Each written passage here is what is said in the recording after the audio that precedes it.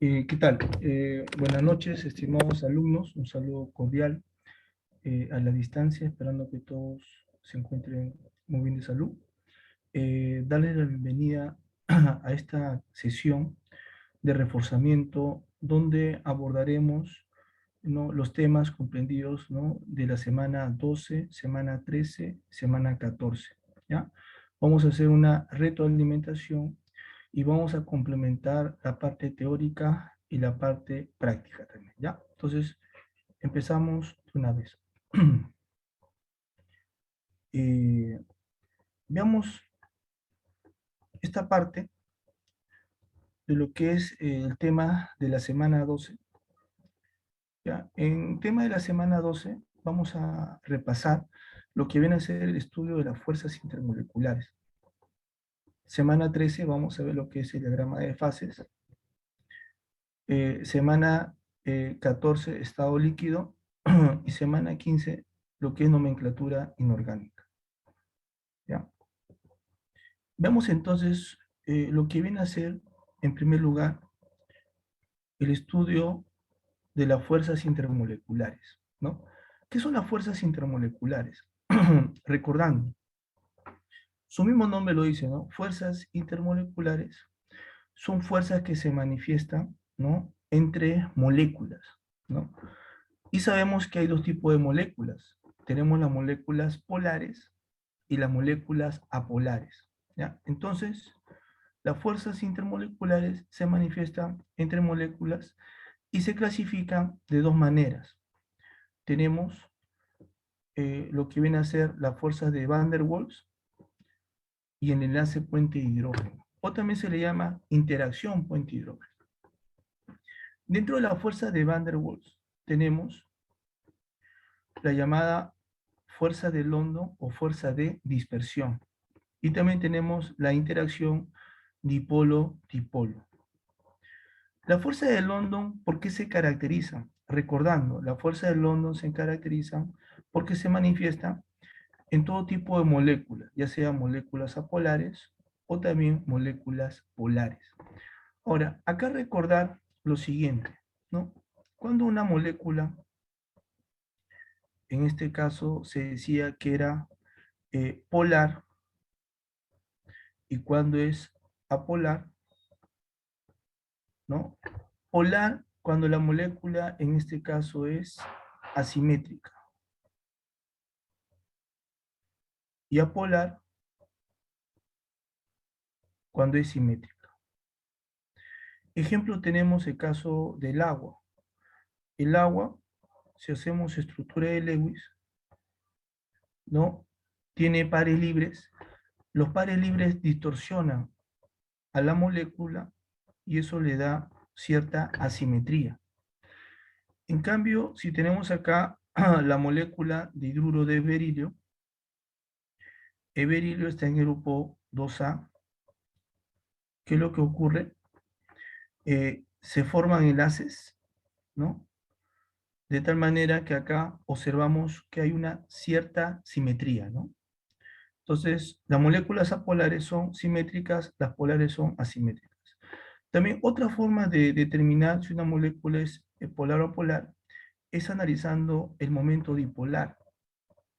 Acuérdense que mu es el llamado momento dipolar. El momento dipolar es un vector que tiene dirección y se va a desplazar de menor electronegatividad a mayor electronegatividad. ¿Está bien? Entonces acá, entre oxígeno e hidrógeno se genera un vector que va de menor a, o sea, de menor a mayor. O sea, se genera acá un mu. Acá también se genera otro mu. Y como acá podemos apreciar, el mu resultante, ¿a qué va a ser igual? ¿No? La resultante de estos dos vectores, sí o no, que va a ser este vector, ¿no?, que va a ser mayor a cero. Entonces, una molécula polar se caracteriza también porque su momento resultante es mayor a cero. En cambio, si una molécula es simétrica, ¿por qué se caracteriza? Acá se genera un mu que va de menor a mayor. Acá también se genera un mu. Pero ¿qué pasa con estos dos vectores? Como tienen direcciones contrarias, de igual módulo se cancelan. Por lo tanto, se cumple que una molécula polar en mu resultante es igual a cero. ¿Está bien? Ahora, ¿por qué se le llama polar? Polar viene de polos. Sabemos que el oxígeno es más electronegativo que el hidrógeno. Por lo tanto, el oxígeno tiende a ganar, se carga negativamente y el hidrógeno positivamente. La carga negativa se acumula en la parte superior, la carga positiva en la parte inferior. O sea, quiere decir que acá se forman dos polos que van a estar separados. Cuando la molécula tiene dos polos separados, se dice que tiene dipolo permanente. Entonces, una molécula polar se caracteriza porque tiene dipolo permanente. En cambio, una molécula polar, ¿por qué se caracteriza? Entre berilio e hidrógeno, el hidrógeno es más electronegativo, tiende a ganar y el berilio tiende a perder. Acá tiende a ganar, tiende a perder. ¿Qué observamos? Que el centro de cargas positivas coincide con el centro de cargas negativas. O sea, las cargas coinciden en el mismo punto. Y cuando coinciden en el mismo punto, se anulan. Pero ¿qué puede pasar con estas cargas? Debido a que están en movimiento, en un instante dado se pueden separar. Debido al movimiento de los electrones se pueden separar formando los llamados dipolos instantáneos. O sea, en un instante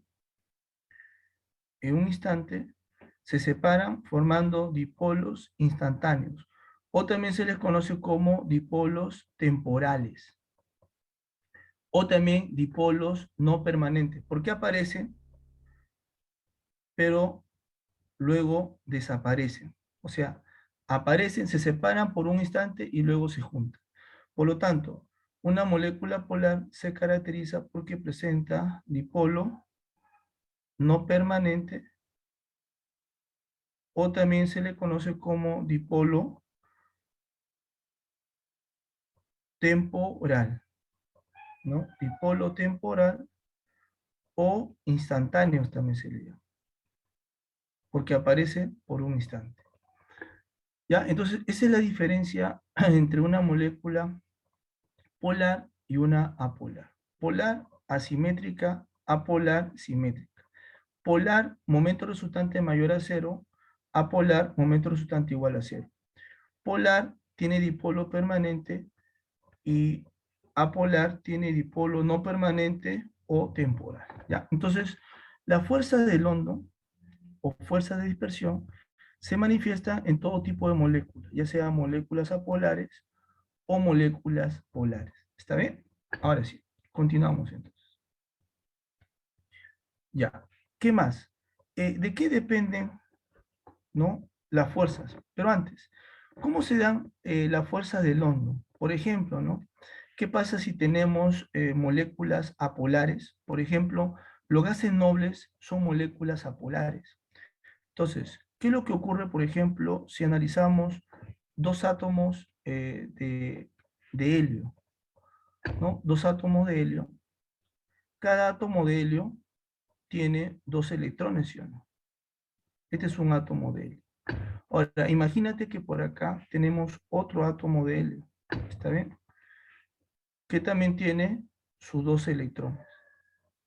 Ahora, en un instante dado, ¿qué puede pasar con estos electrones?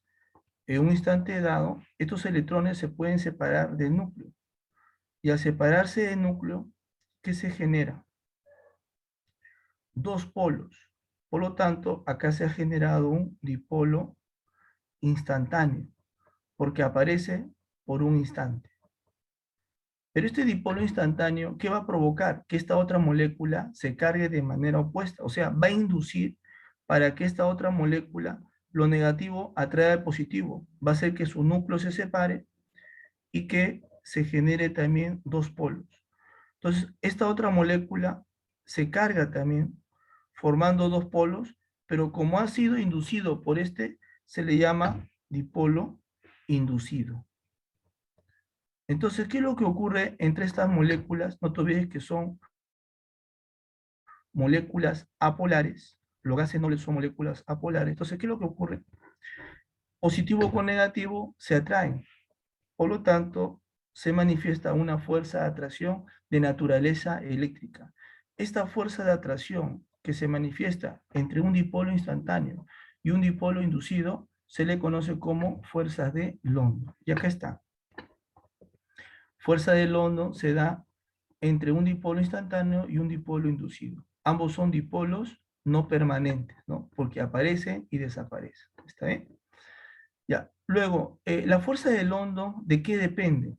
La fuerza de London va a depender justamente de la cantidad de electrones. Por ejemplo, sabemos que el helio tiene 2 electrones, pero ¿qué pasa si analizamos, por ejemplo, el argón, que tiene 18, o el critón, que tiene 36? Al tener mayor cantidad de electrones, se dispersa más la carga, ¿no? La nube electrónica. Hay mayor separación. Y a esa dispersión o distorsión de la nube electrónica se le conoce como grado de polarizabilidad o simplemente por polarizabilidad. Entonces, a mayor cantidad de electrones, mayor distorsión, mayor acumulación de carga. Entonces, la fuerza de London depende de qué? De grado de polarizabilidad, que a su vez está relacionado con la cantidad de electrones. Es decir, a mayor cantidad de electrones, la carga se separa más, mayor densidad electrónica, mayor atracción. ¿Ya? Pero también tiene que ver mucho con el tamaño, ¿no? Si analizamos, por ejemplo, ¿no? Analizamos el helio, neón, argón, criptón, xenón y radón, observamos que el helio tiene 2 electrones, neón tiene 10, argón 18, criptón 36, xenón 54, radón 86. Observamos que en este sentido aumenta los electrones, aumenta la polarizabilidad, la distorsión de la nube electrónica, por lo tanto, aumenta la atracción o la fuerza de London. Aumenta la fuerza de London, ¿está bien? Pero en el mismo sentido, ¿qué aumenta? Estos están en un mismo grupo, aumenta el radio, ¿no? En un grupo, el radio aumenta de arriba hacia abajo. Y al aumentar el radio, se dice que aumenta el tamaño, o también aumenta la masa. O sea, quiere decir que la fuerza de London también está relacionada con la masa de las moléculas, tamaño, masa molecular. O sea, quiere decir que la fuerza de London está en relación directa con el tamaño, sí. En relación directa con la polarizabilidad, sí. En relación directa con los electrones, sí. Entonces, por acá se cumple que la fuerza de London está relacionada en relación directa con la polarizabilidad, electrones, y también con el tamaño o masa molecular. Pero al mismo tiempo sabemos que si la fuerza es mayor, a mayor fuerza de atracción, se va a requerir calentar más para pasar de líquido a gas, o sea, mayor temperatura de ebullición. Por lo tanto, se cumple que la fuerza del hondo también va a estar relacionado con la temperatura de ebullición. Entonces, recordar esta parte. Fuerza del hondo, relación directa con la polarizabilidad, con el tamaño de las moléculas y también con la temperatura de ebullición. ¿Ya? Luego tenemos esta otra fuerza, la llamada interacción dipolo-dipolo. La interacción dipolo-dipolo se manifiesta en moléculas polares, ¿no? Y sabemos que las moléculas polares tienen dipolos permanentes, ¿no? Acabamos de explicar, ¿se acuerdan? Y las apolares, dipolos no permanentes. Entonces, la interacción dipolo-dipolo justamente se da entre dipolos permanentes, porque las moléculas polares tienen dipolos permanentes. Ahora, ¿de qué depende la interacción dipolo-dipolo? Depende de la polaridad. ¿Y la polaridad de qué depende? Depende de la diferencia de electronegatividad. Por ejemplo, ¿qué pasa si yo tengo acá el H-cloro y el H-bromo? Sabemos que estas moléculas son asimétricas, son polares. Ahora, si yo analizo, por ejemplo, la estructura de esta molécula, ¿no? Sabemos que entre el cloro y el bromo, ¿quién tiene mayor electronegatividad? En la tabla periódica sabemos que la electronegatividad, ¿no? Cloro está acá, bromo está acá, aumenta de abajo hacia arriba, ¿no? En un grupo. Entonces, así aumenta la electronegatividad o también se dice que aumenta la diferencia de electronegatividad. ¿Qué significa? Que este cloro va a jalar más y si jala más, tiene mayor densidad electrónica que este. Por lo tanto, la acumulación de carga acá va a ser mucho mayor que este otro. Por lo tanto, a mayor acumulación de carga, se dice que va a ser o va a tener mayor polaridad. Y si tiene mayor polaridad, va a haber mayor atracción entre las moléculas, ¿no? Recuerden que acá se tiene que analizar siempre dos moléculas. Imagínate que acá hay otra molécula idéntica. Entonces, y acá hay otra molécula también idéntica, ¿no? Pero como la primera molécula tiene mayor carga, la atracción acá va a ser mucho mayor que acá. Entonces quiere decir que a mayor diferencia de electronegatividad, mayor polaridad, sí. Pero también podemos analizar el momento dipolar, ¿no? ¿Se acuerdan el mu? El mu es un vector, ¿no? Que va de menor a mayor. Como el cloro jala más, su vector es mayor. Este jala menos, su vector es menor. O sea, en este sentido, también aumenta el momento dipolar. Ahora, la atracción que se da entre este dipolo y este otro dipolo se le conoce justamente como dipolo-dipolo. Pero ¿dónde la atracción dipolo-dipolo será mayor? En el H-cloro, porque hay mayor acumulación de carga. Por lo tanto, que se cumpla al respecto, que en este sentido aumenta el dipolo-dipolo. O sea, en otras palabras, el dipolo-dipolo está en relación directa con la polaridad y la polaridad relación directa con la diferencia de electronegatividad y también con el momento dipolar. ¿Ya? Entonces, no olvidarse de esta parte. Cuando ustedes analicen dipolo-dipolo, se analiza polaridad. Y cuando ustedes analicen fuerza del hondo, se analiza polarizabilidad. Tengan en cuenta que estos son diferentes. Polarizabilidad no es lo mismo que polaridad. La polaridad depende de la diferencia de electronegatividad. Y la polarizabilidad depende de los electrones, cantidad de electrones. Entonces, cuando ustedes analicen dipolo-dipolo, se analiza polaridad, o sea, diferencia de electronegatividad. Y cuando analicen fuerza del hondo, se analiza polarizabilidad, o sea, cantidad de electrones. ¿Está bien? Ahora sí. ¿Qué más? Luego tenemos la otra fuerza, ¿no? La llamada interacción puente hidrógeno, que se manifiesta en algunas moléculas polares, ¿no? Profesor, entonces si se manifiesta en moléculas polares, ¿es como si fuese interacción dipolo-dipolo? Sí, pero dice acá en algunas, o sea, no es en cualquier molécula polar, solamente en algunas.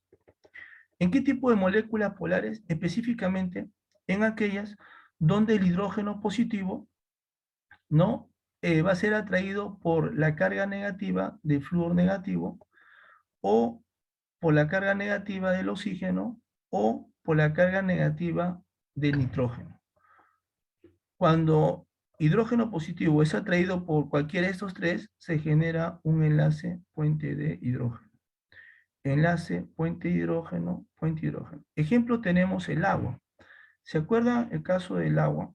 No, si tenemos acá un recipiente, en este caso con agua, sabemos que en el agua vamos a encontrar, en este caso, moléculas, ¿no? Ahí están las moléculas de agua, ¿no? Moléculas rodeadas por otras moléculas. Y así, ¿no? Rodeadas por otras moléculas. Y sabemos, ya hemos analizado que en el caso del agua, el oxígeno se carga negativamente, ¿recuerdan? Y el hidrógeno positivamente. El hidrógeno positivamente, el oxígeno negativamente. Entonces, ¿qué se va a generar acá? Una atracción. Pos y conega se atraen. Pos y conega se atraen. Pero esa atracción, ¿no? Esa atracción se está dando entre quienes. Si podemos acá observar, miren, ¿ah? Se está dando entre el hidrógeno positivo de esta molécula y el par libre negativo del oxígeno de otra molécula. Por lo tanto, es un enlace puente de hidrógeno. Ahora, entonces, estos átomos, ¿por qué se caracterizan? Porque tienen una alta electronegatividad. O sea, jalan con mayor fuerza. Como jalan con mayor fuerza, la atracción va a ser más intensa. Es por ello que se dice que el enlace puente hidrógeno es la fuerza intermolecular más intensa de todas. ¿Ya? Es la fuerza intermolecular más intensa de todas. Ahora, ¿cómo vamos a identificar rápidamente una molécula que tenga puente hidrógeno? Así nomás. Miren el caso del agua. ¿El agua qué tiene internamente? ¿Qué enlace? HO. Y tiene puente hidrógeno. Cuando la molécula tenga internamente cualquiera de estos enlaces, HO, HN o H-flúor de frente, puente hidrógeno. ¿Ya? Como estábamos indicando, el puente hidrógeno es la fuerza intermolecular más intensa de todas. ¿Ya? Ahora sí, otra observación. Las moléculas que tienen enlace puente hidrógeno se les conoce también como líquidos asociados. Debido a que su intensidad es muy alta, ¿no? Las moléculas se encuentran aglomeradas en estado líquido. ¿Ya? ¿Qué más?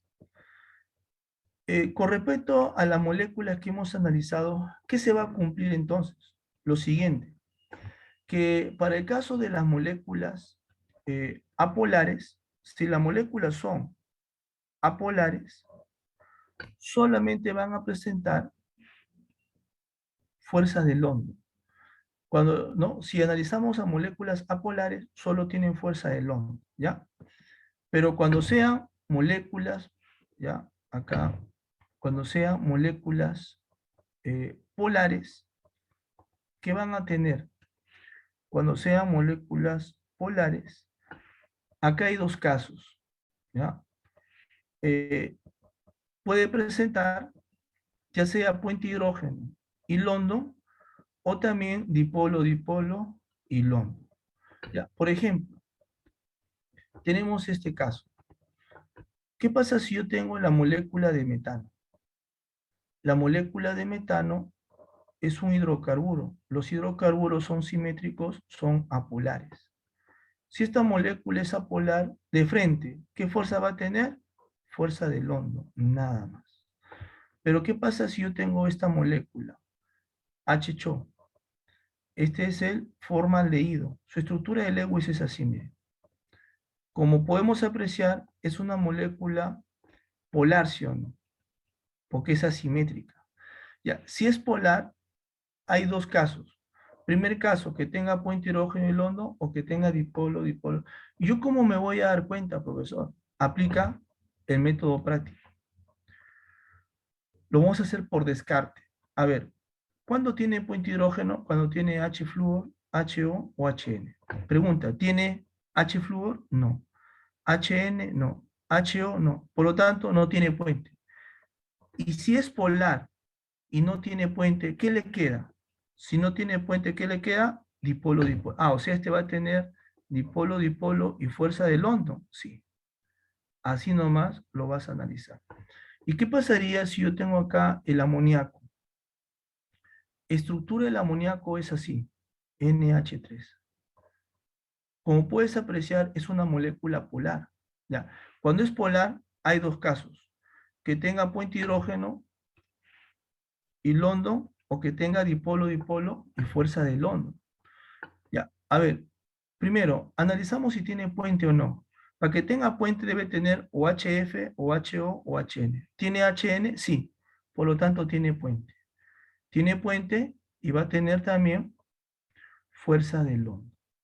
Entonces, de esa manera vas a determinar el tipo de fuerzas presentes en las moléculas. ¿Ya? Apolar, solo fuerza de London. Pero si es polar, puede tener puente hidrógeno y London, o también dipolo-dipolo y fuerza de London. ¿Está bien? Ahora sí, continuamos entonces. Continuamos. Vamos a ver ahora un par de problemas para practicar y para que recuerden esta parte, ¿ya? Vamos a ver un par de problemas. Justamente acá tenemos este problema, dice lo siguiente. De cada grupo de moléculas seleccione aquella que posee mayor fuerza de London. ¿Ya? A ver, primero, ¿qué hemos dicho en la diapositiva anterior? A ver, se sabe lo siguiente, ¿no? Se sabe por teoría que la fuerza de London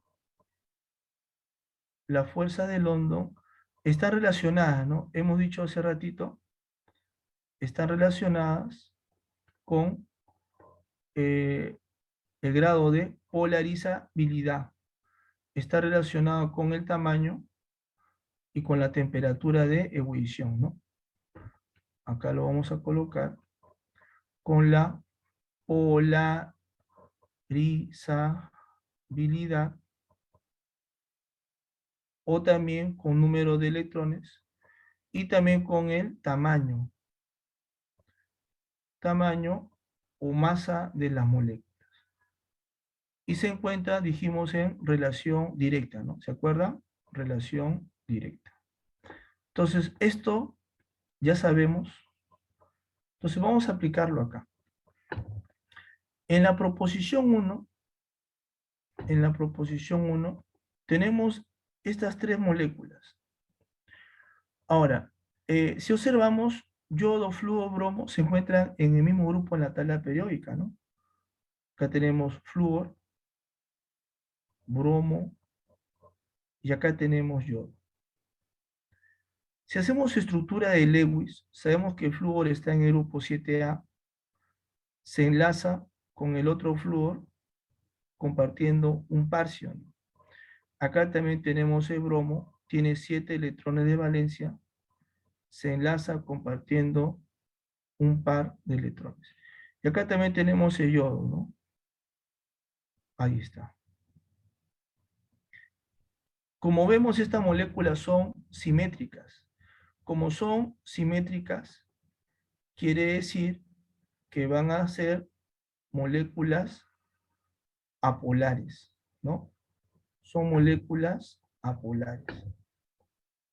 Son moléculas apolares.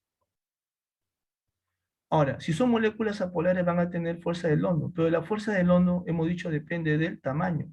Flúor, cloro, bromo, yodo, ¿quién tiene mayor tamaño?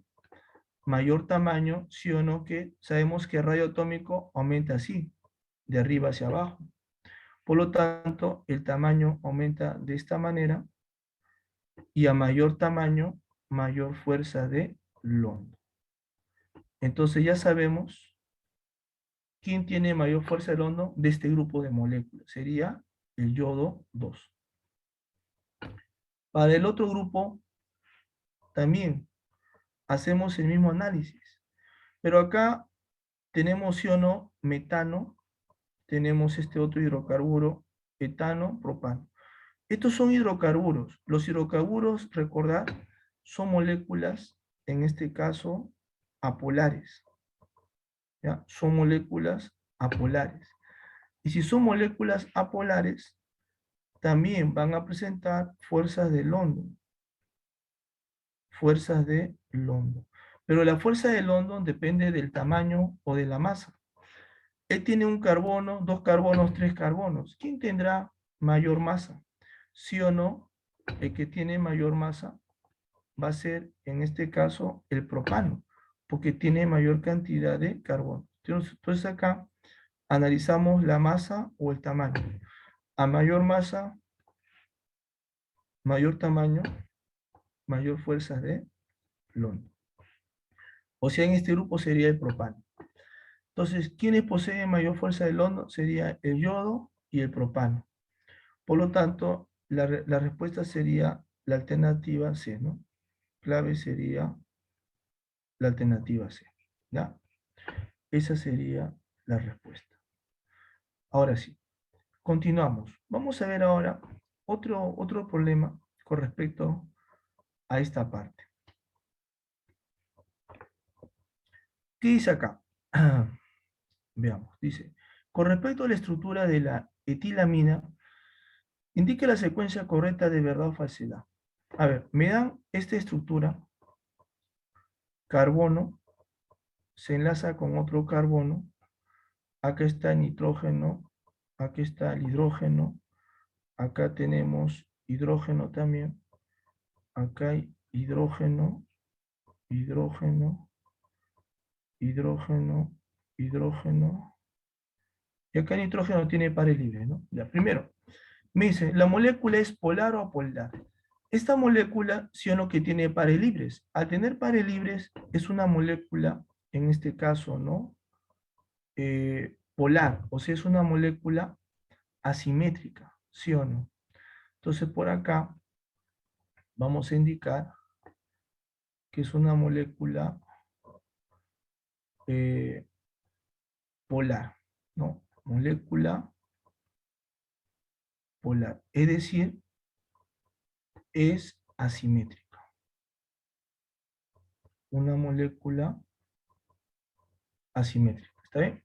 Por lo tanto, la proposición 1 sería falso. Proposición 2 dice, su molécula se une con puente hidrógeno. Para que tenga puente hidrógeno debe tener HN, H-flúor o HO, ¿no? Cualquiera de estos dos. ¿Te acuerdas? H-fon. Ah, observamos que sí, que tiene HN. Y ahí está, mira. Por lo tanto, sí, va a tener puente de hidrógeno. Por lo tanto, sería verdadero. Posee puente de hidrógeno. Ahora, y la pregunta es, ¿también tendrá fuerza de London? ¿Qué dijimos hace ratito? Que si tiene puente hidrógeno, también tiene London. Por lo tanto, es verdadero. O sea, esta molécula posee puente de hidrógeno y además posee fuerza de London. ¿Está bien? Esta sería la parte donde va a tener el puente y esta otra sería la parte donde se va a manifestar la fuerza de London. Acá se van a manifestar las fuerzas de London y acá se va a manifestar el puente de hidrógeno. No, acá se manifiesta el puente de hidrógeno. Ya, ahora sí. Entonces sería falso, verdadero, verdadero. Por lo tanto, la respuesta sería la alternativa E. ¿Ya? Ahora sí. Entonces, hemos repasado esta parte con respecto al estudio de las fuerzas intermoleculares. A ver, vamos a continuar entonces. Vamos ahora a repasar el tema de diagrama de fases. ¿Qué viene a ser un diagrama de fases? Un diagrama de fases me indica las condiciones de presión y temperatura a las cuales se puede encontrar una sustancia, ya sea en estado sólido, líquido o gaseoso. Por ejemplo, acá tenemos el diagrama de fases del agua. Sabemos que el agua se puede encontrar en estado sólido, también se puede encontrar en estado líquido o también en fase gaseosa. Ahora, ¿qué tenemos que saber de un diagrama? Por ejemplo, esta parte que está acá me indica que el cuerpo se encuentra en estado sólido, pero se va a encontrar en estado sólido a ciertas condiciones de presión y de temperatura. ¿Está bien? Esta parte que está acá me indica que el cuerpo se encuentra en estado líquido. pero se va a encontrar en estado líquido también a ciertas condiciones de presión y de temperatura. Y la parte que está acá me indica que la sustancia se va a encontrar en fase gaseosa, pero también eso va a ocurrir a ciertas condiciones de presión y de temperatura. ¿Ya? Entonces, esta parte es la parte de sólido, esta parte la fase líquida y acá la fase gaseosa. ¿Está bien? Ahora sí. Cuando se pasa, por ejemplo, esta curva AT me indica el cambio o el paso de sólido a vapor, ¿no? Cuando el sólido pasa a vapor, sabemos que ese es un proceso endotérmico, ¿no? Para que el hielo se pueda fundir, tiene que absorber energía. Ahora, ¿qué quiere decir, qué significa esta curva? Esta curva justamente me representa eh, un equilibrio.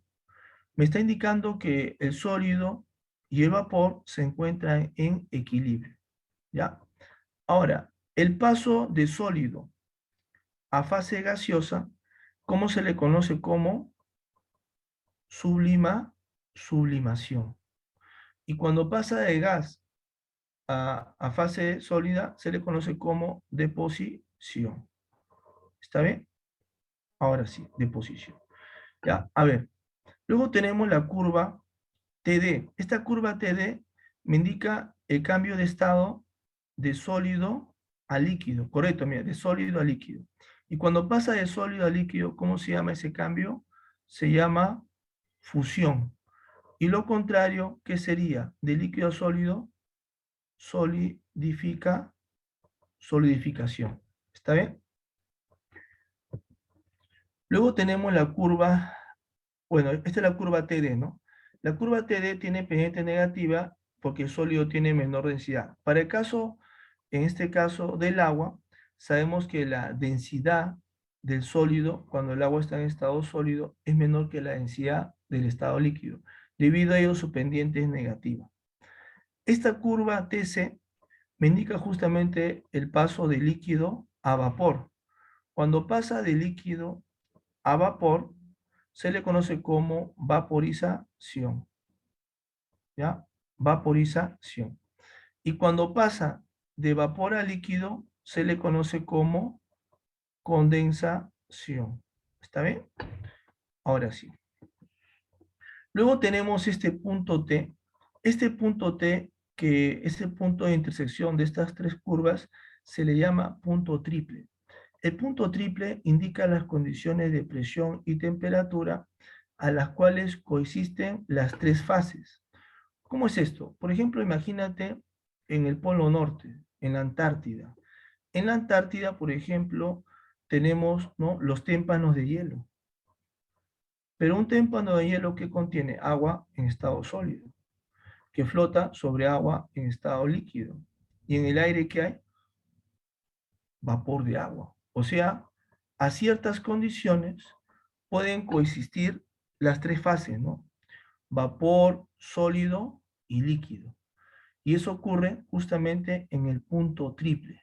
El punto triple me indica las condiciones de presión y de temperatura a las cuales coexisten las tres fases. ¿Ya? Las tres fases. Ahora, ¿qué me representa este punto? También conocido como punto crítico. El punto crítico me indica, ¿no?, las condiciones a las cuales un gas se puede licuar, ¿no? Se puede licuar. Por ejemplo, acá tenemos un ratito, acá tenemos el punto, ¿no? Ya, por ejemplo. Sabemos que esta es la fase gaseosa. La fase gaseosa puede ser vapor o puede ser gas. ¿Cuándo se habla de vapor? Cuando la temperatura es menor que la temperatura crítica.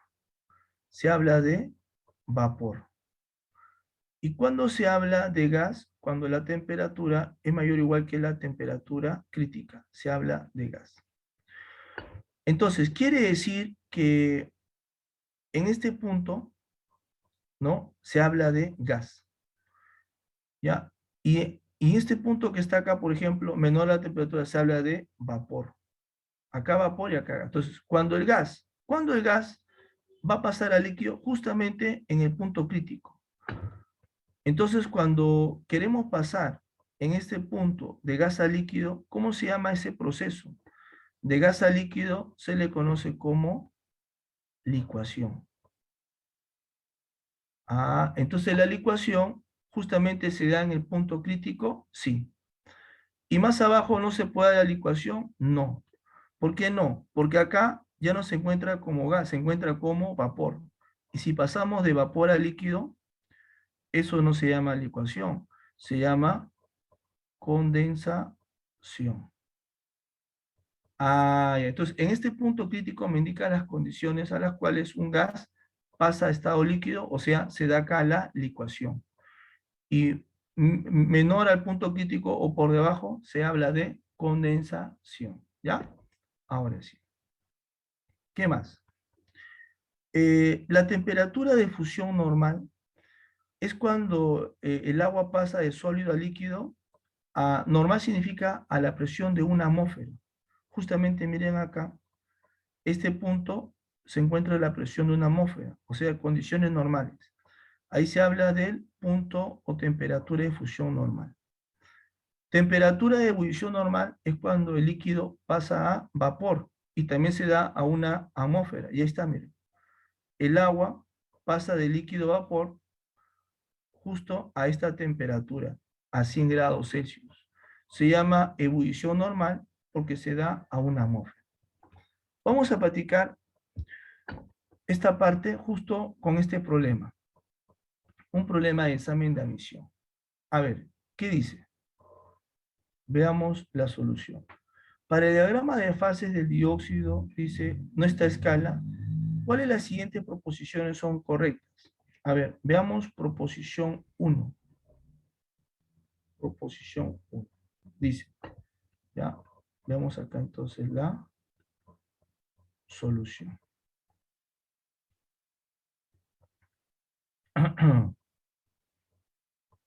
Proposición 1 dice lo siguiente. El CO2 se encuentra en estado líquido a 6 atmósferas y menos 56,4 grados Celsius. A ver, vamos a hacerlo acá en esta gráfica. Ya, 6 atmósferas, acá hay 5 atmósferas, 6 atmósferas está por acá encima, ¿sí? Más o menos por acá. Por acá debe estar las 6 atmósferas. Ya, y dice a una temperatura de menos 56,4. 56,4 es esta temperatura. ¿Sí o no? Voy a intersectar estos dos puntos, sería justamente aquí. En este punto, ¿cómo se encuentra el dióxido de carbono? Sabemos que esta región es la parte sólida, ¿sí? A la fase sólida, esta es la fase líquida y esta es la fase gaseosa, ¿no? ¿Se acuerdan? Por lo tanto, en este punto, ¿cómo se encuentra? Se encuentra en estado líquido, sería falso. Se encuentra en estado sólido, falso. Se encuentra en estado sólido. Se encuentra en estado sólido. Proposición 2.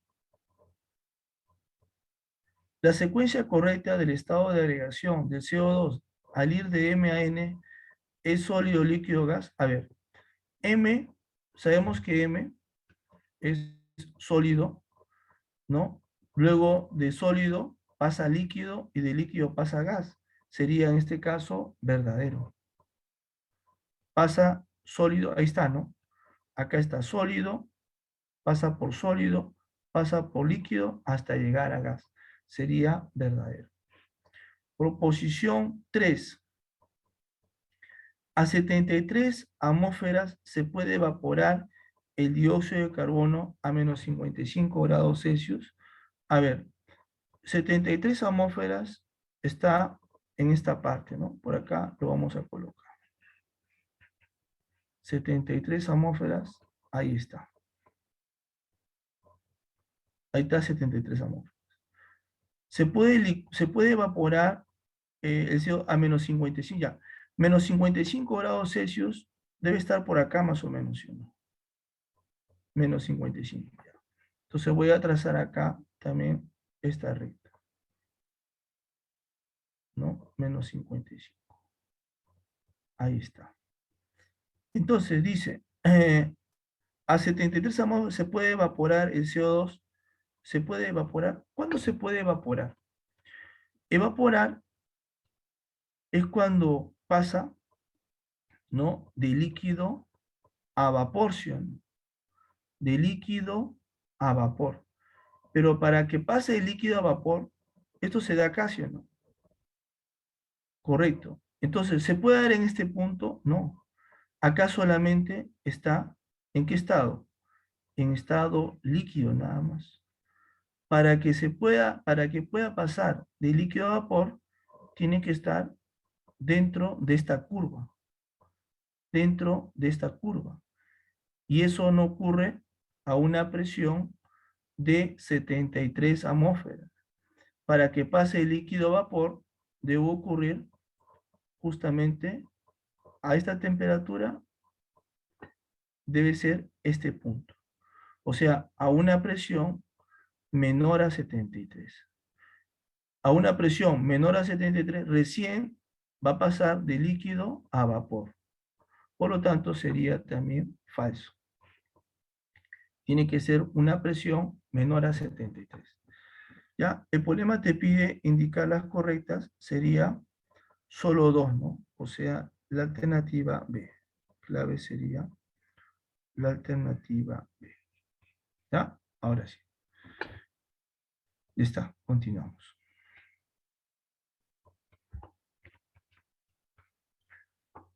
Vamos a ver ahora, a continuación, vamos a recordar el tema de estado líquido. ¿Ya? Estado líquido.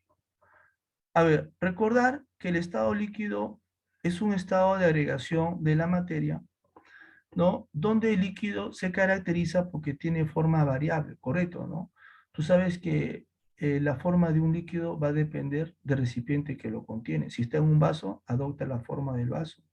Si está en un globo, la forma del globo, ¿no? Pero el volumen es definido, ¿no? Sí. Si yo tengo 1 litro de agua y lo vierto en un balde, sigue siendo 1 litro de agua. El volumen es definido, ¿ya? ¿Qué propiedades tienen los líquidos? Vamos a recordar lo que es la viscosidad, la tensión superficial, la presión de vapor y la temperatura de ebullición. ¿Qué es la viscosidad? La viscosidad es la resistencia que presenta un líquido a fluir, ¿no? Así se define, resistencia que ejerce un líquido a fluir, ¿ya? Ahora, ¿de qué depende esa resistencia? Depende de muchos factores. Depende de la temperatura, ¿no? La resistencia tiene que ver mucho con las fuerzas intermoleculares, ¿no? Si las fuerzas intermoleculares son muy intensas, el líquido va a ejercer mayor resistencia a fluir. Pero también depende de la temperatura, ¿no? Es como el aceite. Si tú calientas el aceite, ¿no? En este caso, ¿qué pasa con la viscosidad? Disminuye, ¿no? Por lo tanto, se va a encontrar en relación inversa con la temperatura. ¿Ya? A mayor temperatura, menor, en este caso, viscosidad. Se encuentra en relación inversa. ¿Ya? Entonces, por acá colocamos viscosidad con temperatura, relación inversa.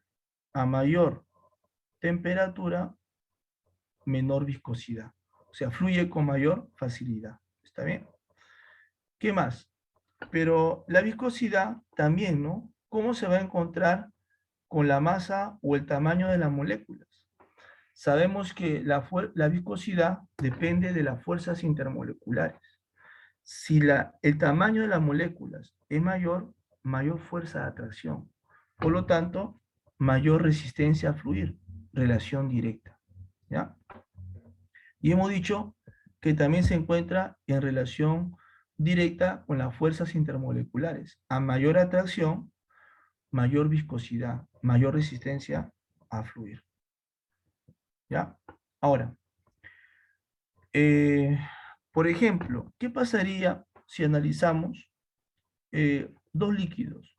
Por ejemplo, vamos a analizar acá el mercurio y analizamos el agua. Sabemos que el agua tiene puente de hidrógeno, ¿sí o no? Ya hemos visto ya. El mercurio es un metal, tiene enlace metálico. Ahora, ¿qué fuerza es más intensa? ¿El interatómico o el intermolecular? Sabemos por teoría que el interatómico es más fuerte, ¿sí o no? Mayor atracción. Por lo tanto, si hay mayor atracción, quiere decir que el mercurio va a ser más viscoso que el agua. Y ustedes han visto, ¿no? Cómo el mercurio es más viscoso, más espeso que el agua. Ah, tiene razón. Entonces, la viscosidad está en relación directa, correcto, con las fuerzas intermoleculares, ¿no? A eso se refiere. Ya. Luego tenemos lo que es la tensión superficial. La tensión superficial, ¿cómo se define? Se define como la fuerza necesaria para vencer la atracción de las moléculas por unidad de longitud. Esa es una forma de definir la tensión superficial. O sea, en otras palabras, ¿cómo se mide la tensión? Así, miren. La tensión superficial, fuerza que se requiere para romper la atracción de una película por unidad de longitud, ¿no? Más o menos para que tengan una idea, imagínense jóvenes, tenemos acá un recipiente con agua, ¿no? Un recipiente con agua. Ahí está. Recipiente con agua. Sabemos que en la superficie se forma una película, ¿sí? Una película. Ahora, imagínense, acá tenemos una pequeña paleta. ¿Se acuerdan? Ustedes de pequeño, les gustaba de repente, ¿no? Hacer burbujas, ¿no? ¿Se acuerdan que cuando su mamá le compraba esas paletas para hacer burbujas? Similar, ¿ya? Esta es como una paleta de madera. Eso se usa en laboratorio. Esta paleta de madera lo introduces en el agua y lo levantas cuidadosamente. ¿Y qué se va a formar acá? Una película de agua.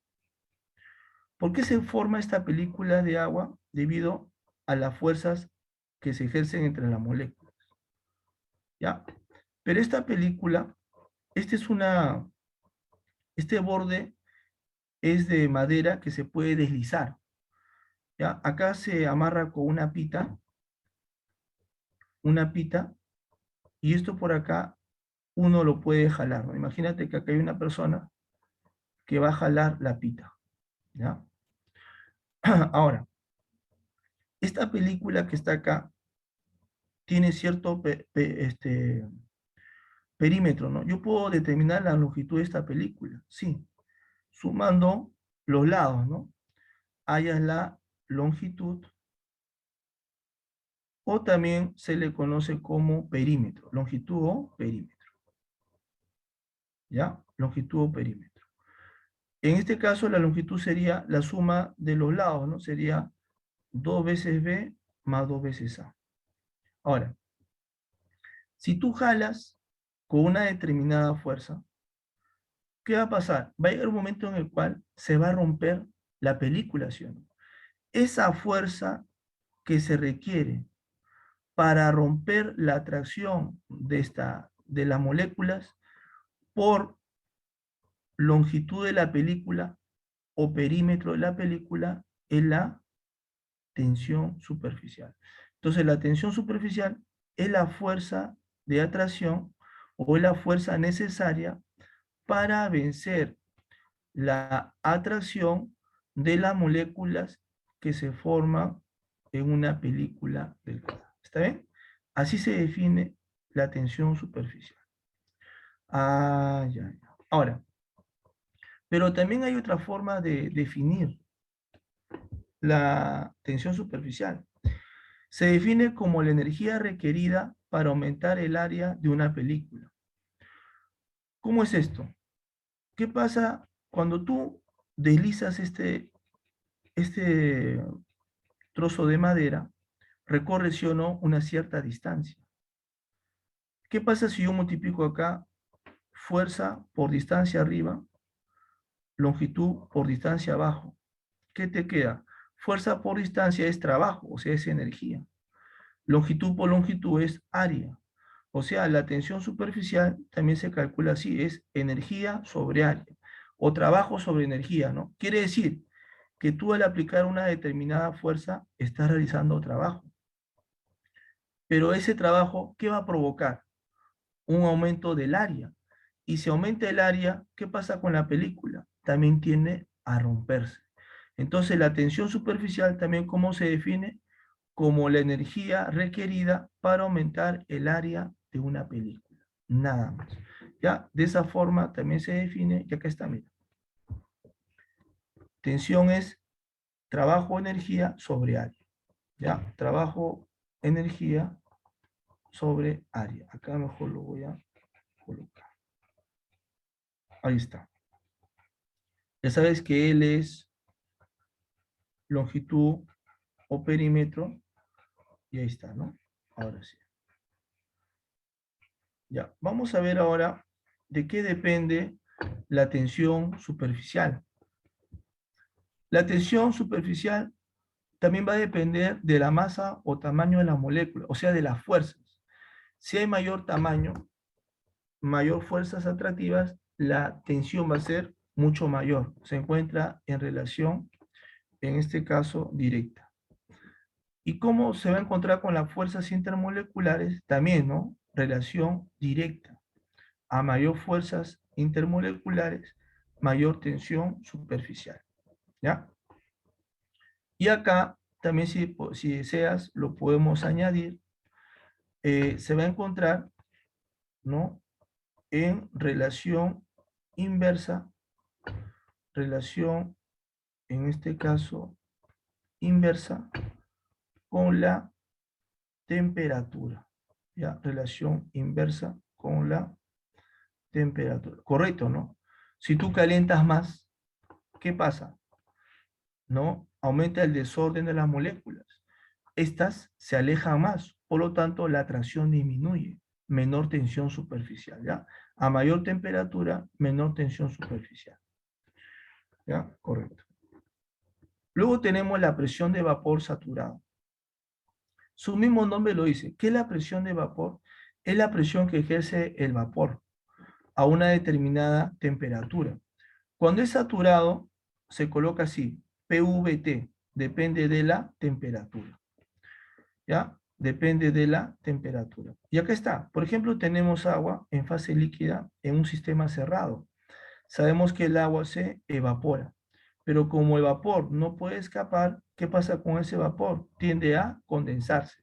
O sea, el agua se evapora, se condensa, se evapora, se condensa, hasta alcanzar un equilibrio. En ese equilibrio se dice que se produce la máxima cantidad de vapor. Y cuando se produce la máxima cantidad de vapor, se le denomina presión de vapor saturada. Su mismo nombre lo dice, saturado significa que el sistema contiene la máxima cantidad de vapor. Y eso se da cuando ocurre, hemos indicado, un equilibrio entre la evaporación y la condensación, ¿ya? Se alcanza un equilibrio. Se alcanza un equilibrio. ¿Está bien? Ahora sí.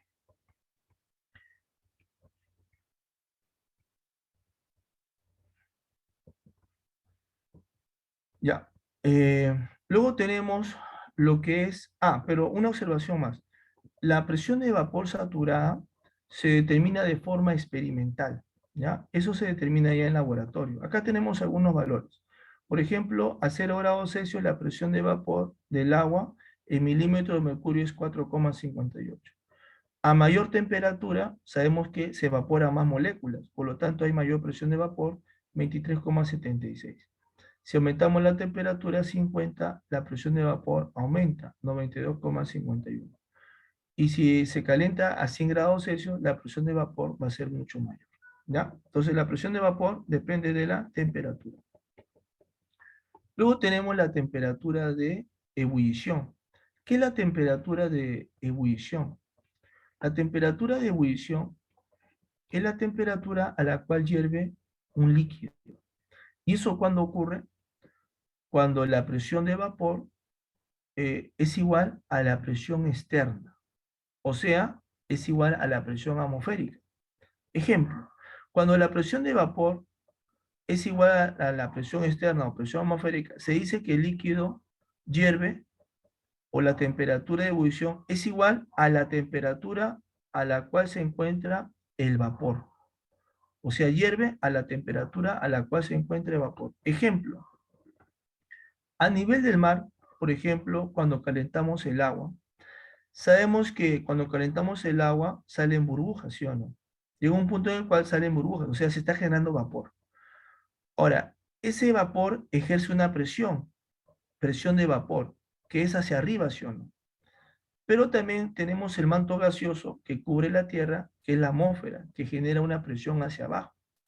Pero la pregunta es, para que este vapor pueda salir, ¿no? Pueda salir, sí o no que tiene que ser, su presión tiene que ser igual o mayor que la presión atmosférica para que pueda hervir el agua. Entonces la pregunta es, ¿a qué temperatura yo debo calentar el agua para que la presión de vapor sea igual que la presión atmosférica? Pero antes, tú sabes que la presión atmosférica a nivel del mar, ¿cuánto es? 760 milímetros de mercurio. Eso sabemos por teoría. ¿A qué temperatura debo calentar el agua para que la presión de vapor de agua sea igual que 760? Pregunta, ¿caliento el agua a 25? No, porque a 25 la presión de vapor es 23,7. Todavía no es igual. ¿Caliento a 50? No, porque su presión de vapor es 92,51. ¿A qué temperatura debo calentar? A 100. Porque cuando tú calientas el agua a 100, la presión que ejerce el vapor de agua se iguala a la presión atmosférica. Ah, cuando yo caliento el agua, cuando yo caliento el agua a una temperatura de 100 grados Celsius, la presión que ejerce el vapor de agua recién se iguala a la presión atmosférica. Por lo tanto, se dice que el líquido o el agua hierve a la temperatura a la cual tiene que ser sometida el vapor. Y eso ocurre a 100 grados Celsius. Entonces, ¿cuándo se habla de temperatura de ebullición? Cuando un líquido hierve. Y eso se da cuando la presión atmosférica es igual a la presión de vapor. Entonces, cuando ambas presiones se igualan, el líquido hierve a la temperatura a la cual ha tenido que ser calentado el agua para que su presión de vapor sea igual que la presión atmosférica. Nada, y eso ocurre a 100 grados Celsius. Entonces, eso sería con respecto a la temperatura de ebullición. ¿Ya? Entonces, vamos a ver problemas con respecto a esta parte para que practiquen también. ¿Ya? A ver, ¿qué dice acá? Respecto a las propiedades de los líquidos, indique la secuencia correcta después de determinar si la proposición es verdadera o falsa. A ver, veamos entonces la solución. Veamos.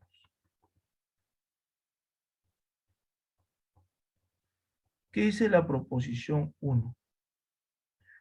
Dice, al calentar en una sartén se reduce la viscosidad. ¿Qué hemos dicho hace ratito?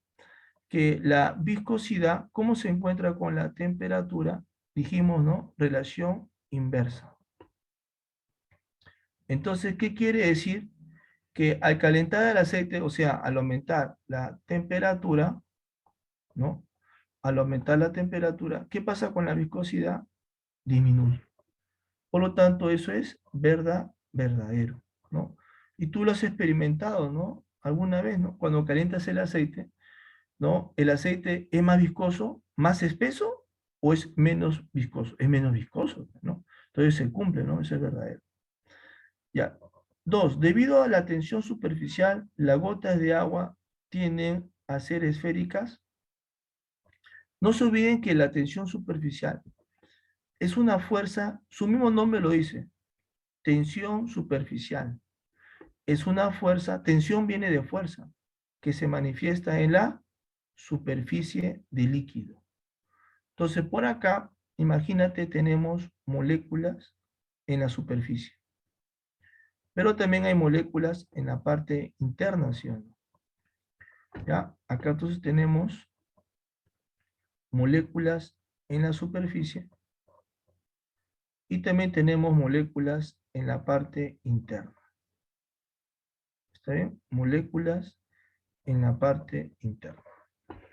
Ahora, sabemos que entre molécula y molécula se generan fuerzas atractivas, ¿sí?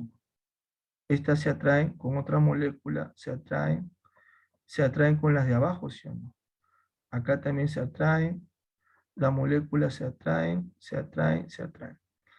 Pero ¿qué pasa? Mira, si analizamos las moléculas que están en la parte interior, ¿no? Mira las fuerzas que se manifiestan, que son como vectores, ¿sí o no? ¿Sí o no que este vector se cancela con este? Se cancela, se cancela, se cancela, se cancela. Se cancelan los vectores, ¿no? Para las moléculas internas, ¿ves? Pero mira para las moléculas que están en la superficie. Este vector se cancela con este, con este, con este. Pero estos dos vectores no se cancelan, ¿no? Acá hay dos vectores, mira, este vector y este otro vector, que va a generar un vector resultante que va hacia abajo. O sea, quiere decir, profesor, que acá se va a generar una fuerza resultante que va hacia abajo, sí. Ah, ya. Y esa fuerza resultante, ¿qué es lo que provoca? Provoca justamente una disminución del área. Como va hacia abajo, provoca que el área disminuya, ¿no? El área de líquido disminuye. Y eso justamente explica del por qué, ¿no? Cuando dejamos semiabierto, por ejemplo, un caño, en la casa dejamos semiabierto, de tal manera que dejamos que gotee el agua. ¿Por qué una gota de agua tiene una forma casi esférica? Porque acabamos de analizar que hay una fuerza resultante que va hacia abajo, o sea, hacia el centro del líquido. Y esa fuerza resultante que va hacia el centro del líquido hace que el área disminuya. Y para que el área disminuya, justamente hace que esta gota tenga una forma casi esférica, semiesférica se dice. Entonces, correcto. ¿Qué dice acá?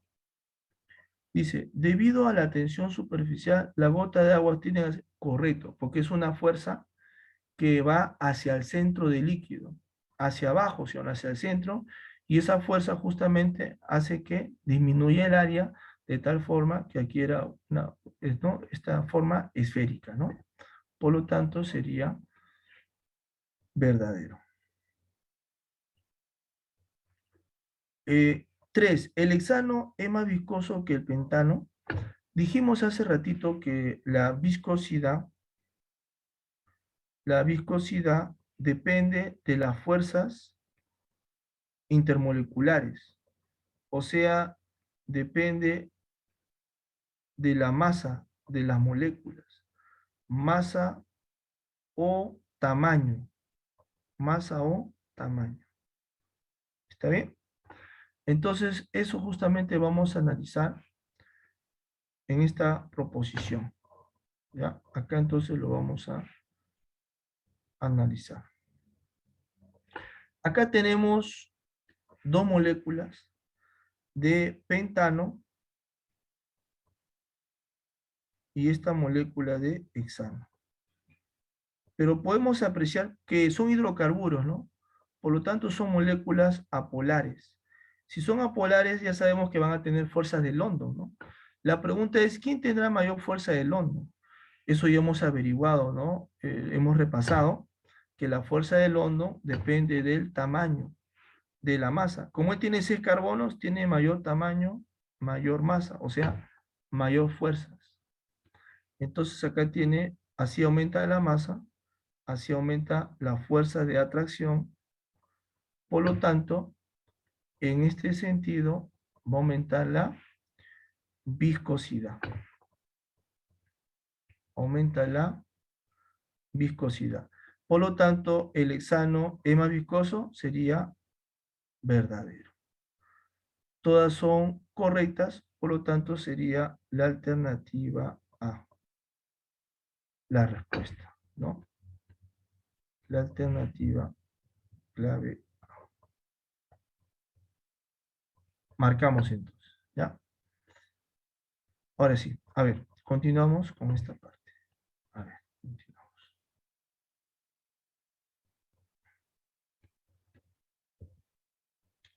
Ya, veamos este problema, dice lo siguiente.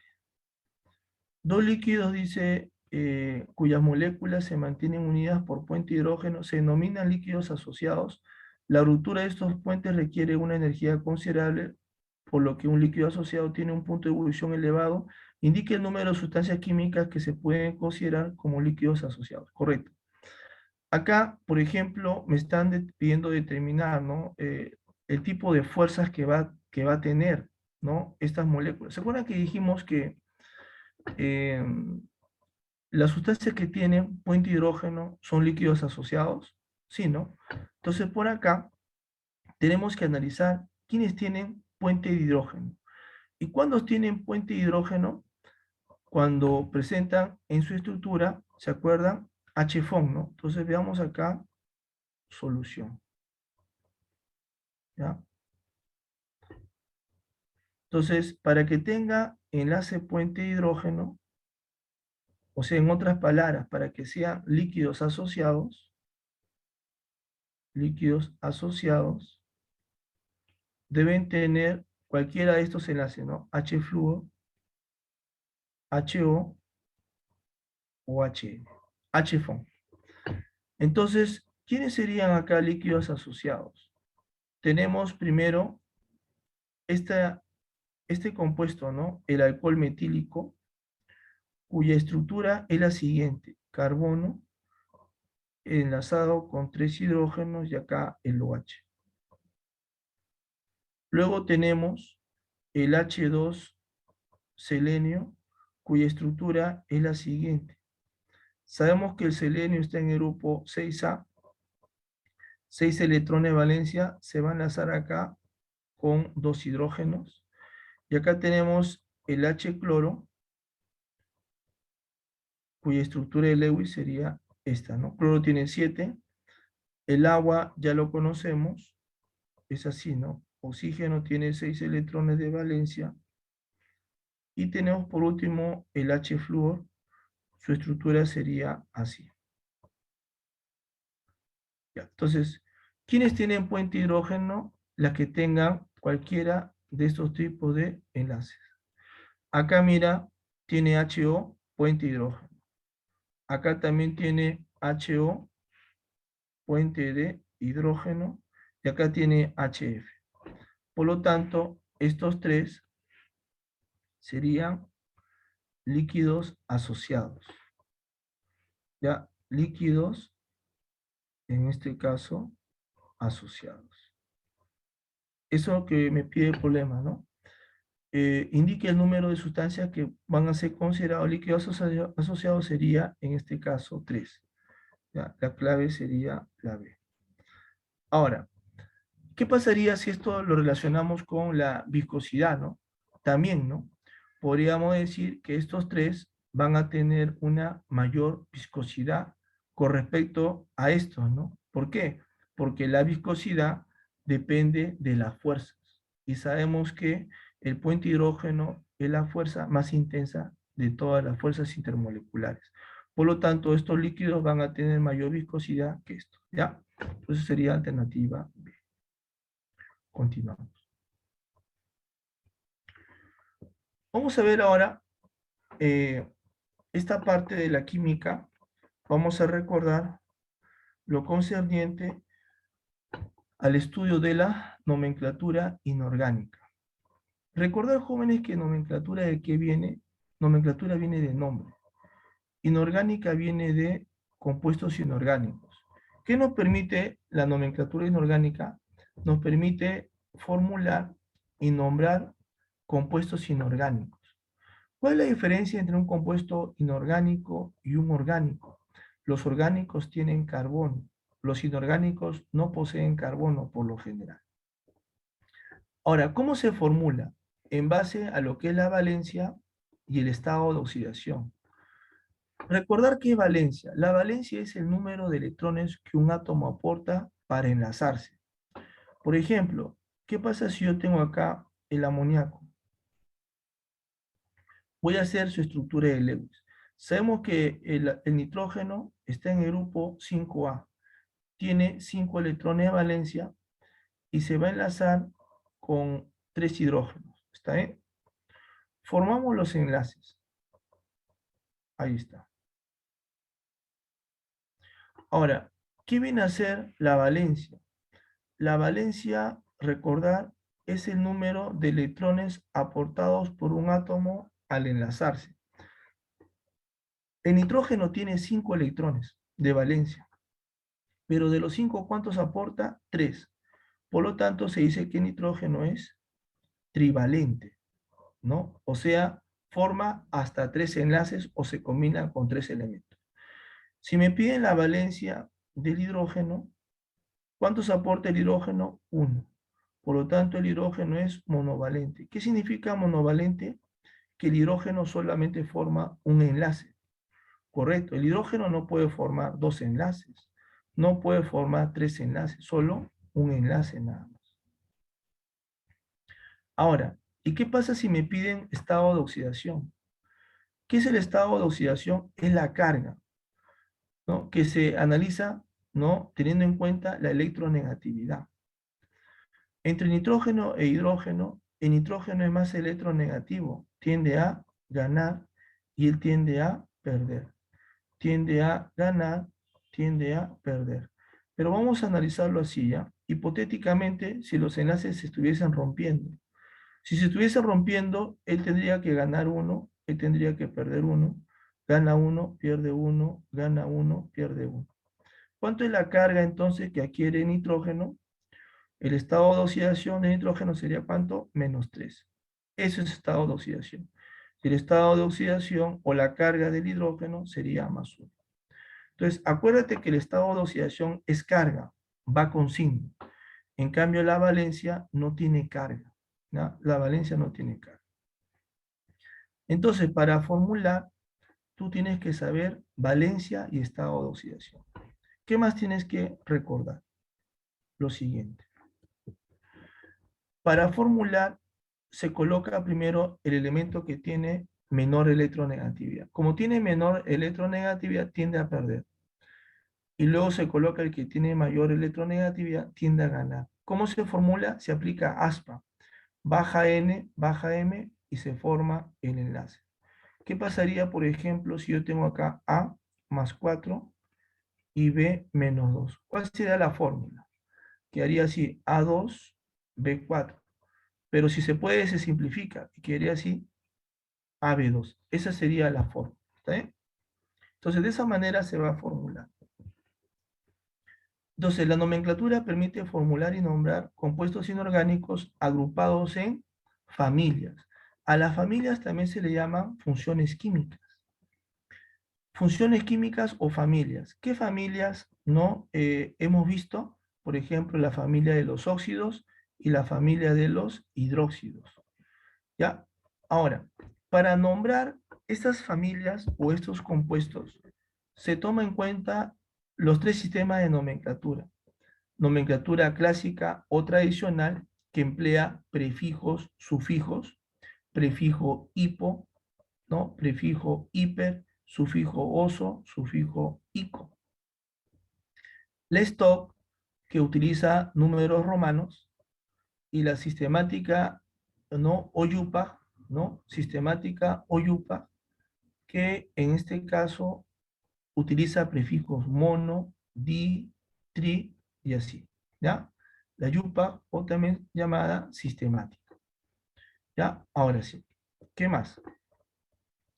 Dentro de la función óxido, ¿cómo se obtiene un óxido? Un óxido se obtiene cuando se combina un elemento más el oxígeno.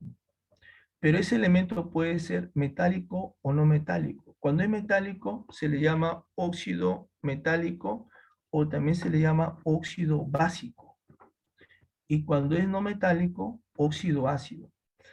Como los óxidos se obtienen cuando se combina un elemento más oxígeno, son compuestos binarios. Pero si es metal más oxígeno, es un compuesto iónico, porque es metal con oxígeno no metal. Y si es no metal con oxígeno, es un compuesto covalente. ¿Cómo se obtiene un óxido metálico? Primero, si es un óxido, va a presentar como grupo funcional al O-2 llamado ion óxido. ¿Cómo se formula? Así. Metal más oxígeno, se aplica aspa y ahí está el compuesto. M, no te olvides que es metal. A ver, vamos a ver un ejemplo. El hierro sabemos que tiene dos estados de oxidación, más 2 y más 3. Pero ¿qué pasa si yo agarro el más 3 y lo combino con el oxígeno? Tengo la formulación. ¿Cómo se va a nombrar con la nomenclatura clásica? A ver, recordando la nomenclatura clásica. Cuando tiene dos estados de oxidación, ¿se acuerdan? Para menor se usa oso y para mayor se usa ico. Cuando es clásica, primero se coloca el nombre de la función. Como pertenece a los óxidos, sería óxido. Luego se coloca la raíz del hierro, fer. Pero como está actuando con más 3, que es el mayor, terminación ico, sería óxido férrico. ¿Ya? ¿Y cómo sería con stock? El stock utiliza romanos. Sería óxido, se coloca la palabra de, seguido del nombre óxido de hierro, y si el elemento tiene dos o más estados de oxidación, se coloca en número romano. Como actúa con 3 sería 3 romano, o sea, óxido de hierro, 3 romano. ¿Y cómo sería con la yupa o sistemática? Utiliza prefijos mono, di, tri. Como tiene 3 oxígenos sería tri, trióxido. D, como tiene 2 hierros sería trióxido de dihierro. Nada más. Ahora, vamos a ver el caso de los óxidos ácidos. Los óxidos ácidos también tienen el mismo grupo funcional porque pertenecen a la misma familia, el ion óxido, pero se obtiene cuando se combina un no metal con oxígeno, ¿ya? Ejemplo, tenemos acá el SO3. El SO3, ¿por qué se caracteriza? El oxígeno sabemos que tiene estado de oxidación -2. Y el azufre tiene, para que todo sea 0, -6, acá debe ser +6, ¿no? Ya. Ahora, sabemos por teoría que el azufre puede actuar con +2, +4, +6. Está en el grupo 6A. Pero acá actúa con +6. ¿Está bien o no? ¿Cómo se va a llamar su nombre según la clásica? Cuando tiene 3 estados de oxidación, para el menor, según la clásica, se usa hipooso. Para el que sigue, oso, y para mayor se usa ico. Como él está actuando con el mayor, sería ico. ¿Ya? ¿Cómo se va a nombrar? Primero, cuando son óxidos ácidos, con la clásica no se coloca óxido, se coloca el término anhidrido. Sería entonces anhidrido, la raíz es sulfur y terminación sería ico. Por lo tanto, sería anhidrido sulfúrico. ¿Está bien? ¿Y cómo sería con el stock? En el stock sí, normal. Se coloca la función óxido. Sería óxido de azufre. Y como actúa con 6, sería 6 romano. ¿Y cómo sería con la sistemática? Como acá tiene 3, sería trióxido de. Acá tiene 1, trióxido de monoazufre. No, no, no. Mono no se utiliza para el segundo, solamente para el primero. Sería entonces trióxido de azufre. ¿Ya? Acá sería así nomás, ¿ya? Putito. Trióxido de azufre nomás sería, ¿ya? Trióxido de azufre. 3 porque tiene 3 oxígenos, trióxido de azufre. Nada más. A ver. Luego tenemos el estudio de los hidróxidos. ¿Cómo se obtiene un hidróxido? Cuando se combina un óxido básico más agua. Por ejemplo, tenemos este óxido básico, el óxido de calcio. Cuando se combina con agua, se genera el hidróxido de calcio. El hidróxido de calcio tiene tres elementos, o sea, es un compuesto ternario. ¿Ya?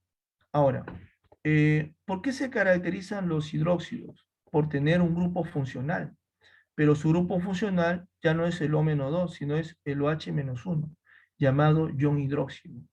¿Cómo se formula un hidróxido? Así, como proviene de la combinación de un óxido metálico, este metal, calcio más 2, porque acá actúa como 2, se va a combinar con el OH nada más, que es -1.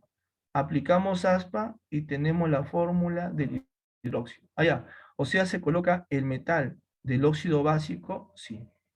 Se combina con el OH, se aplica aspa y tienes al hidróxido. Los hidróxidos son compuestos ternarios, tienen tres elementos, ¿ya? M, no se olviden, es metal. A ver, ejemplo, tenemos acá el plomo. Sabemos por teoría que el plomo puede optar con más 2 y más 4, ¿no?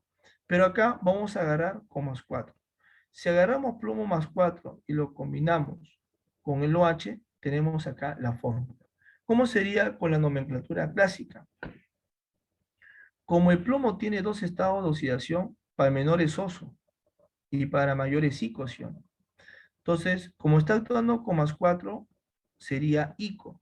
Primero se coloca el nombre de la función, sería hidróxido.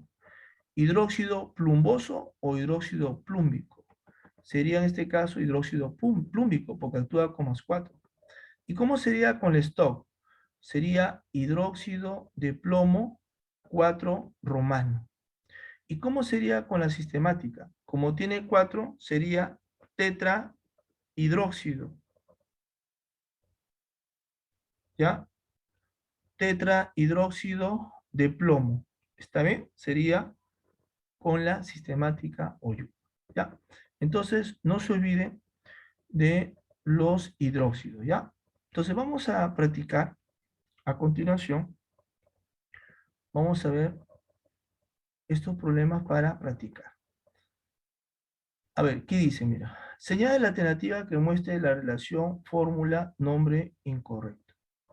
¿Ya? A ver, veamos proposición 1. Veamos entonces la solución. Solución. A ver, dice.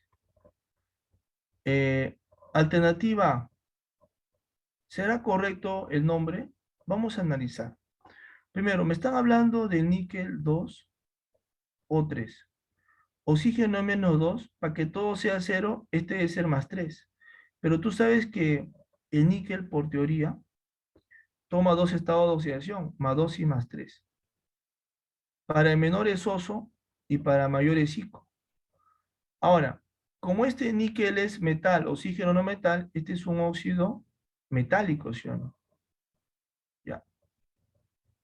¿Cómo sería, por ejemplo, si te pido el nombre según la clásica? Según la clásica sería así, ¿no? Óxido, como está actuando con el mayor, sería ico, óxido niquélico. Por lo tanto, esto sería correcto, verdadero. Alternativa B. Este es el azufre O2. Primero, el oxígeno sabemos que es -2. Para que todo sea 0, este es más 4. Pero tú sabes que el azufre puede tomar más 2, más 4 y más 6. Cuando tiene tres estados de oxidación, para menores hipo, oso, para el que sigue es oso, y para mayores icosiono. Ahora, tengan cuidado acá, porque este es oxígeno más azufre, que es uno metal. Por lo tanto, este es un óxido ácido. ¿Ya? ¿Cómo se nombra según la clásica? Cuando es un óxido ácido, primero se coloca la palabra anhidrido. Anhidrido. Como está actuando con más 4, como está actuando con más 4, sería oso, o sea, sería anhídrido sulfuroso. ¿Está bien? Anhídrido sulfuroso. Por lo tanto, también sería verdadero. Alternativa C, plomo o el oxígeno es menos 2, para que todo sea cero, plomo sería más 2. Pero de nuevo, sabemos por teoría que plomo actúa con más 2 y más 4. Si es más 2, sería oso para el menor. ¿Ya? Ahora, como es metal con no metal, metal más oxígeno, este es un óxido metálico. Y si me piden, por ejemplo, si yo te pido acá, el stock me están pidiendo, ¿no? Si el stock se nombra así, ¿no? Óxido de plomo, cuando tiene dos o más estados de oxidación, se coloca el estado de oxidación en romano. Como actúa con 2, ese 2 lo pasamos a romano. Óxido de plomo, 2 romano. Por lo tanto, también sería verdadero. La D. Tenemos acá el cobre 2 oxígeno. Oxígeno es menos 2. Para que todo sea cero, cobre debe ser más 1. Pero acuérdate que el cobre, por teoría, actúa con más 1 y más 2. Para el menor es oso y para mayor es ico. Como es metal más oxígeno, este es un óxido metálico, o ya sea óxido básico. Ya, acá me piden la clásica nomás.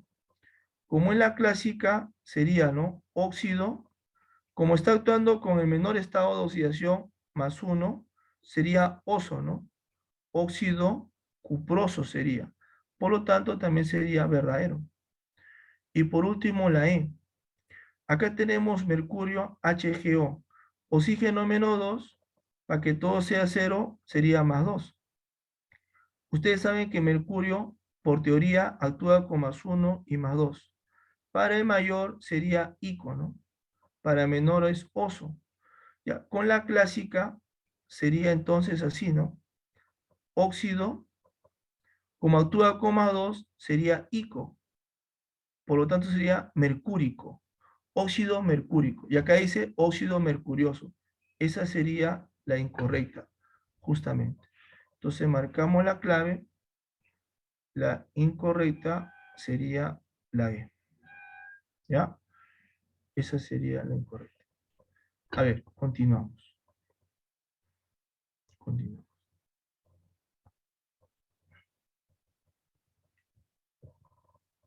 Veamos este otro problema. Dice lo siguiente.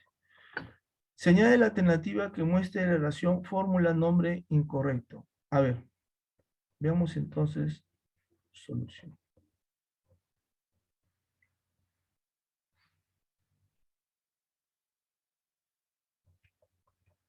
A ver, la alternativa A, ¿qué dice?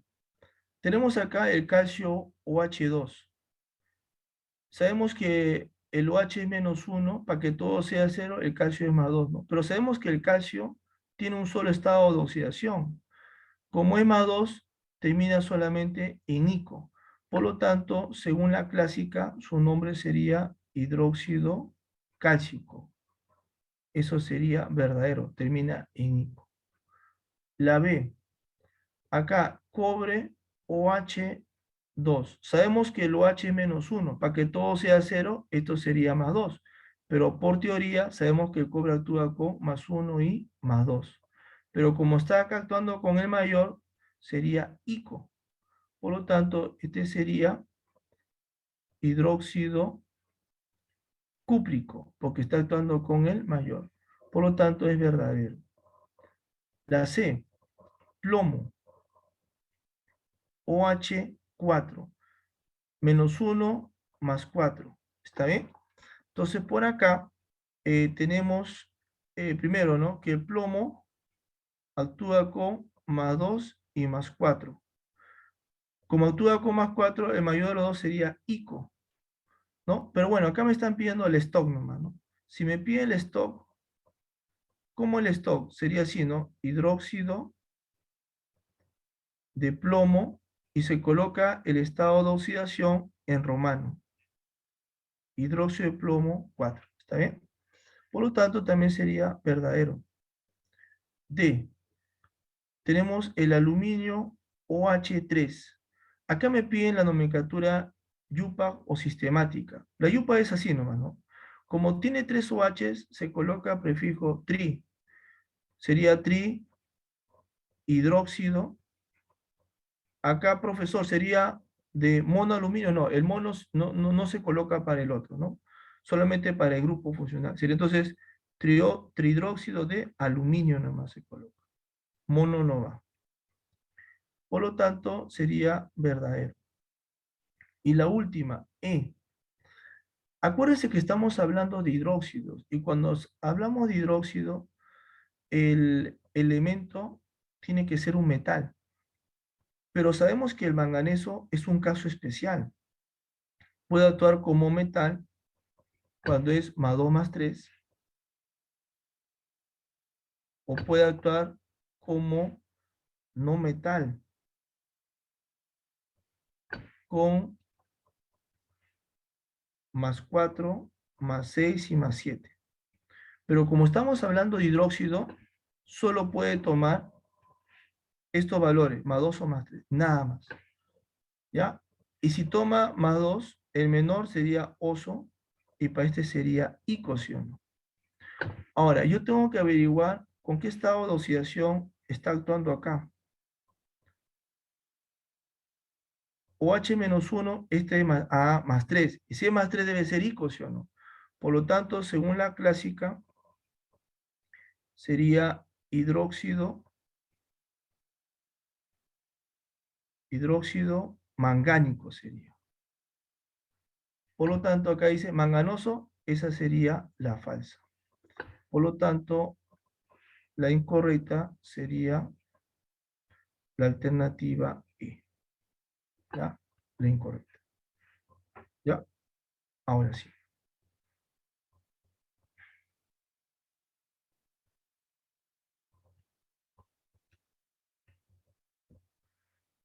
Bueno, chicos, eso sería con respecto a la sesión de reforzamiento. Agradecer su atención y bueno, ¿no?